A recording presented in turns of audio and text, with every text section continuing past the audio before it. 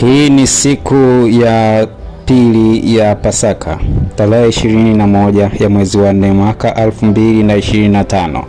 Lakini ni siku ya majonzi makubwa zaidi duniani kote na ulimwenguni kote, kufuatia kifo cha aliyekuwa kiongozi mkuu wa dini ya Kikatoliki ulimwenguni kote, Papa Francis kupoteza maisha hii leo. Kiongozi wa kanisa Katoliki duniani Papa Francis alifariki dunia Jumatatu ya Pasaka, Aprili 21 mwaka 2025 akiwa na umri wa miaka 88 katika makazi yake katika Casa Santa Marta jijini Vatican nchini Marekani. Muda mfupi uliopita, Mwadhama Kardinal Farrell alitangaza kwa masikitiko makubwa kifo cha Baba Mtakatifu Francis kwa maneno haya: "Ndugu wapendwa, kwa huzuni kubwa sina budi kutangaza kifo cha Baba Mtakatifu Francisco." Ilikuwa ni saa moja na dakika 35 asubuhi ya leo, saa za huko Vatican. Askofu wa Roma Francis alirudi nyumbani kwa Baba.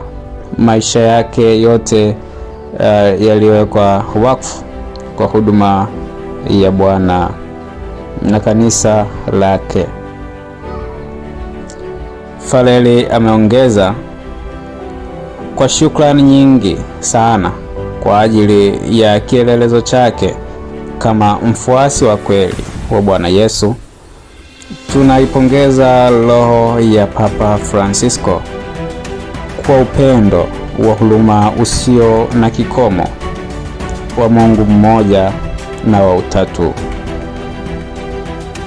Aidha, kifo cha Papa kimekuja chini ya saa 24 baada ya kujitokeza kwenye uwanja wa Mtakatifu Peter, St. Peter's Square mjini Vatican kwa ajili ya Jumapili ya Pasaka. Alitoka akiwa kwenye kiti chake magurudumu ya kupunga mkono kutoka kwenye baraza la Bazilika ya St. Peter's kwa umati wa watu waliokuwa wakishangilia na kusema, "Ndugu wapendwa, Pasaka njema." Hotuba yake ya Pasaka na baraka ilisomwa na msaidizi alipokuwa ameketi akitazama. Baada ya baraka alizungushwa kwenye uwanja. Alipopita katikati ya umati, msafara wake ulisimama mara kadhaa tu, huku watoto wachanga wakiletwa ili awabariki.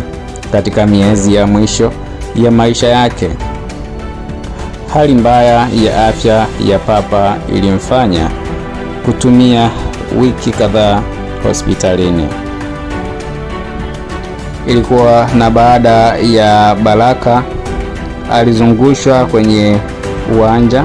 Alipopita katikati ya umati kwa msafara huo mnamo tarehe 14 Februari, mzee huyo wa miaka 88 alipelekwa katika hospitali ya Gemelli huko Roma kutibiwa homa ya mapafu. Alikuwa na shida ya kupumua kwa siku kadhaa. Aliruhusiwa kutoka hospitalini mnamo Machi 23 mwaka 2025.